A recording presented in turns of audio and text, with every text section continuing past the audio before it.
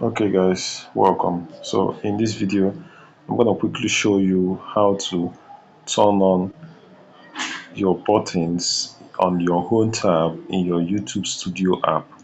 Now a lot of people will already tell you that you can't turn this on using the YouTube Studio app, but I'm here to tell you that you can actually do it. If you want to go to your home tab using your YouTube Studio app on your cell phone, you can do this. Okay, you don't necessarily have to open your Chrome browser and try to search for it using your Chrome browser and then turning on the desktop version on your Chrome browser.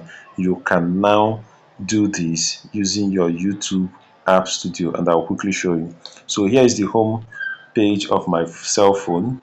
Okay, so I'll quickly click on here and then I'll click on the YouTube Studio. You see this is the YouTube app. Okay, but I'm going to click on the YouTube Studio. I'm going to click on it. So when it opens, this is a new channel of mine. Okay, so I still have one subscriber here. Do subscribe to this channel and give it a thumbs up, okay, and recommend this video.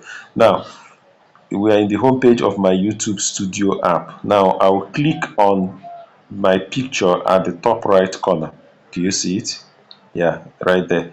I will click on that picture. So when you click on that picture, it opens this interface. Now I'm going to you click on your name, right? You click on your name. So when you click on your name, it opens up. So you see your name, you see your handle, you see your description, you see your links, and then you see the home tab, right? You tap on the home tab.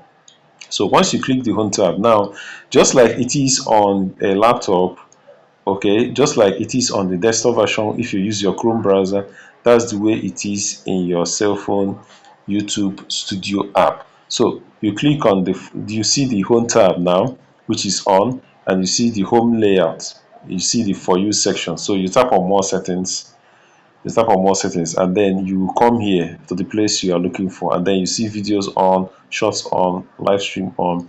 Then you see recency, all contents recommended. It's still in all contents recommended, so I will quickly tap on recent contents only.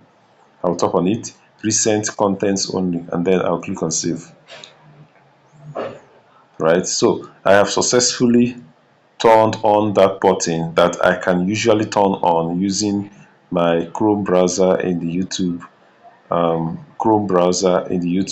desktop version, or I can use a desktop to do this. But now we can do this using the YouTube Studio app. So if you have a YouTube Studio app on your cell phone, you can easily do this and not be worried about using your Chrome browser and changing it to desktop version so that you can be able to see, customize, and do all those.